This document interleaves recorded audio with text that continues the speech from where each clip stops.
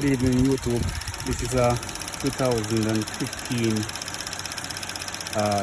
Chevrolet truck. Yes, I could not record the water pump that I just changed. So, truck is nice and everything is looking good. So what I'm doing now, I'm testing out my scanner. I just got my scanner. This is a that's a virus, snap-on virus. The snap-on virus or the glare is killing me. Hold on there, that's it. I can get rid of the glare.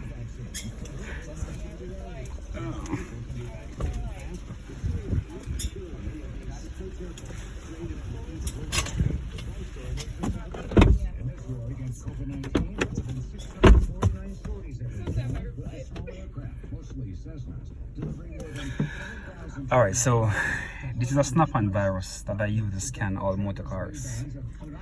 The thing I love about this snap-on virus, you can do a lot of stuff with this car. Now, I can look at the fuel trim. I can look at the oxygen sensor. So if you notice right here, we have long-term fuel trim is at 3%, meaning that it's burning very good. Normally, if I see, like, for example, I'll say 10% or 20% or 30% of fuel trim, of long-term fuel trim, it means that the computer is compensating from whatever air or gas is not seen, because this car should be like 14.7 to 1% of gas. So the computer use long-term fuel trim and short-term fuel trim should be somewhere over here. Okay, so here it is. So short-term fuel trim is at 3% also, which is good.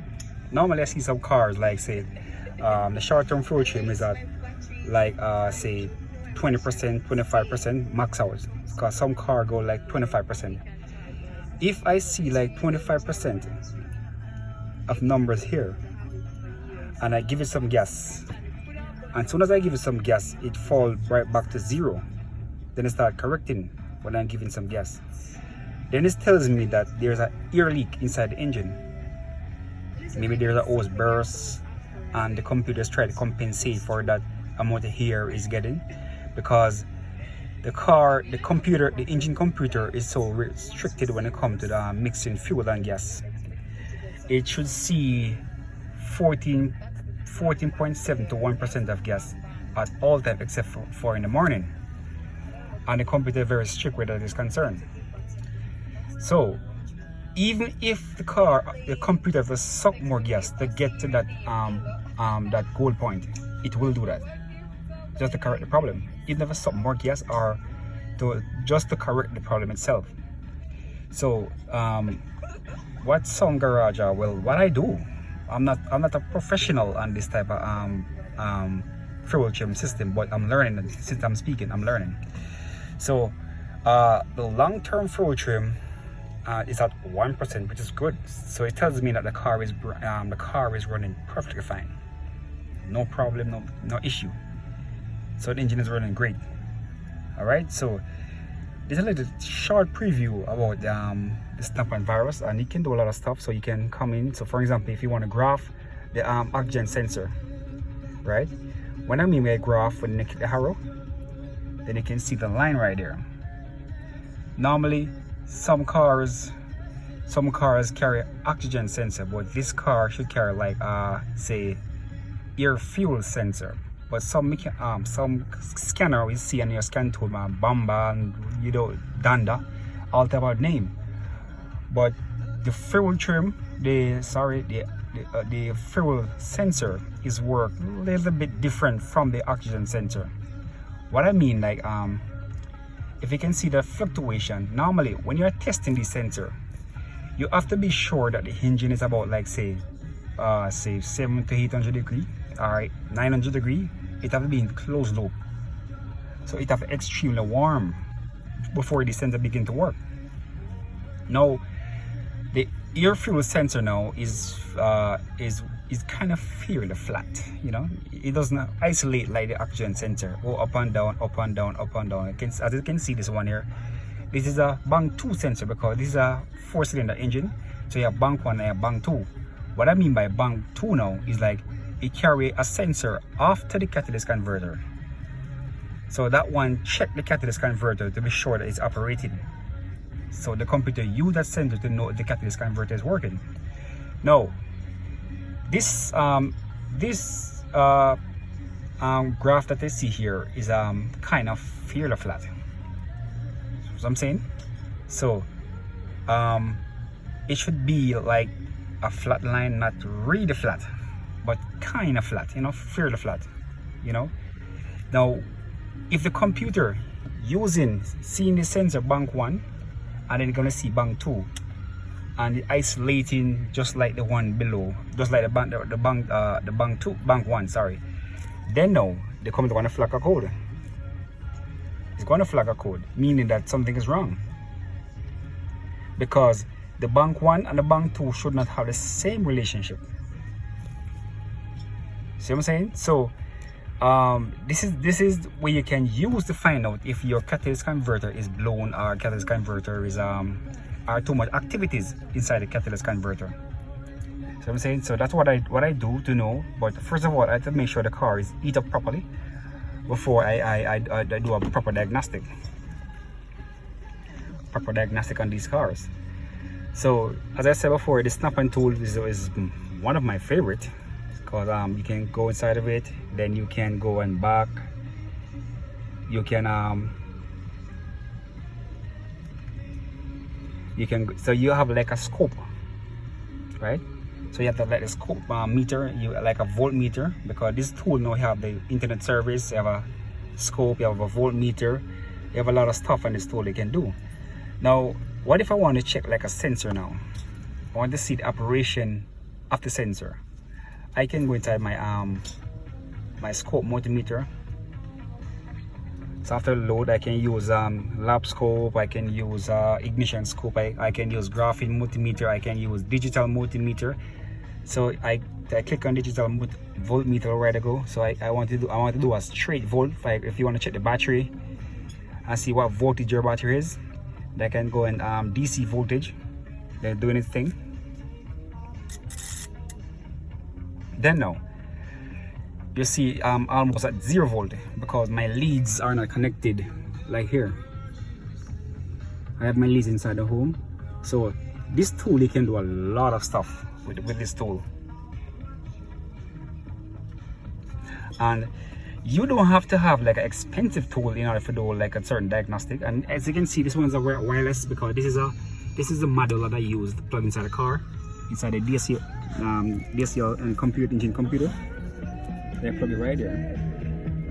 So that's send information from the model to the scan tool,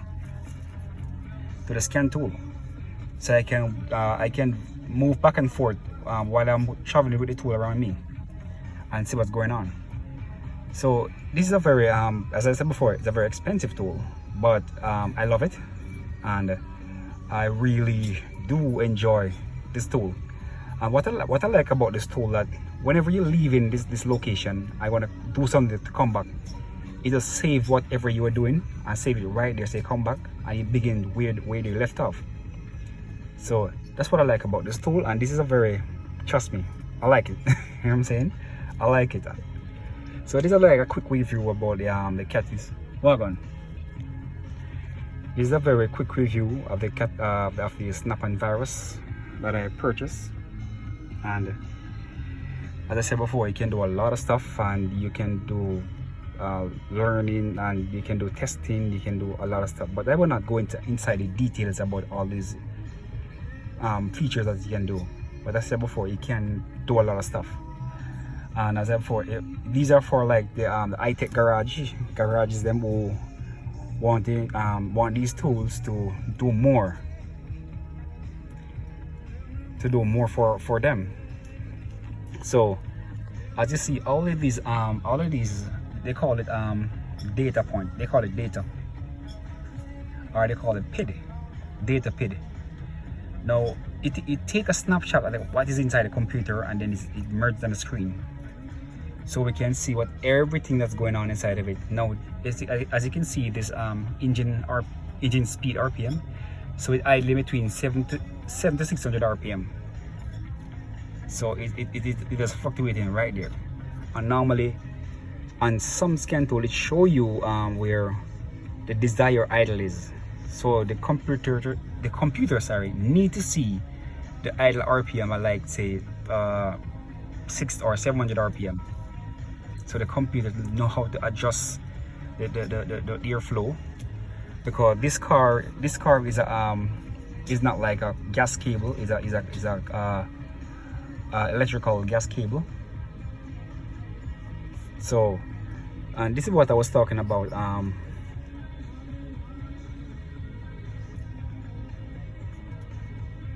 What I was talking about, like 14.71% of gas. So, as I said before, the computer needs to see 14.7 to 1. And the computer, if for example now you have an ear leak and there's a hose that crystallize and bursts, and so let me go outside here to show you a quick review of what I was talking about.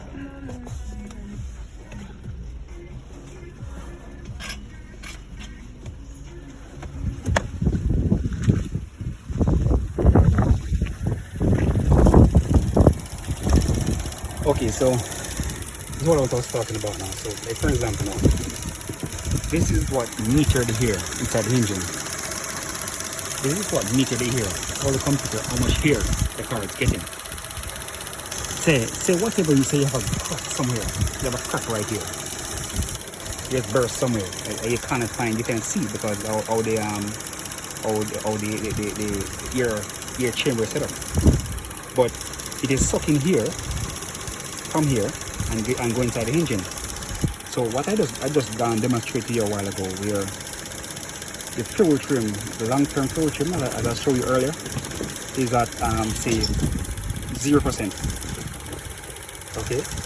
So if you have a ear leak, like for example, this is burst, and this they call it unmetered here. They call it unmetered. That means that the sensor is not registering this ear to the computer. Now the computer going to suck more gas from the gas tank to compensate from that amount of here, extra here that engine is getting. But how does the computer know that? Well, the computer uses other sensors to identify the amount of pressure inside the engine. So that's how the computer trying to mix the gas the right way by adjusting the fuel to the right firing order, if I may say it right. So as I said, this is not like a lot of air holes, but mostly I put on this side of the car because it's more easier to see, right? So that's what we're talking about. The computer uses long-term fuel trim, short-term fuel trim, just to make the correct adjustment. But if it's sucking too much air, the oxygen sensor is kind of report to the computer, say, okay, well, you are burning too lean. You are burning too lean because you are getting extra here. So the technician now will come. The technician will come down to his scan tool, and then they're going to check to see where the long-term fuel trim is. All right, the long-term fuel trim. If this was a engine, I can just pull off a hose, then I can demonstrate and show you. Then they're going to check the long-term fuel trim, and over here they're going to check the short-term fuel trim. If I work it, there it is, short-term fuel trim. And normally, if there's a case where that happens, the fuel trim will go up, and you see where the computer is making the adjustment of these short-term fuel trim and these long-term fuel trim, trying to make the adjustment. So what we can do, let's say for example now, let me show you numbers now. Say for example now, say the fuel trim is about like 29%. So this fuel trim here, the short-term fuel trim, is about like 29% because of the ear leak that I showed you a while ago. Now, if it's at 29%, Right, yeah, okay. If it's at 29.8, called 30% of gas is using to compensate on that amount of air that's getting. And then when you press the gas, the fuel trim come down back to zero, like this. Come down back to zero, start correcting. Then definitely, without no doubt, you have a air leak. So, as I said before, if this short-term fuel trim is about like 30%, and then when you give it gas and it drop down, it start climbing right down, then now you know for sure you have a air leak inside your system. So what we do, like we do like water tests, spray like water bottle and spray about around the engine and see where if you're hearing a sucking sound, you know that okay, that's where the air leak is, and then the job is done. So this is the most important. This is when you have a scan tool. Well, normally cheaper scan tool have these features. You can also do that on those cheaper scan tool, but most of these scan tools nowadays can give you live data. So I'm in a live data, and so I am seeing exactly what is going on with the sensor, then reporting to the computer. All right, so this is like a short, quick view. I hope you might like it. I hope you learned something. I don't know, but feel free to subscribe and likes and drop your comment. I may miss out something, I may thought wrong something, so feel free to share your opinion. All right, thank you, peace out.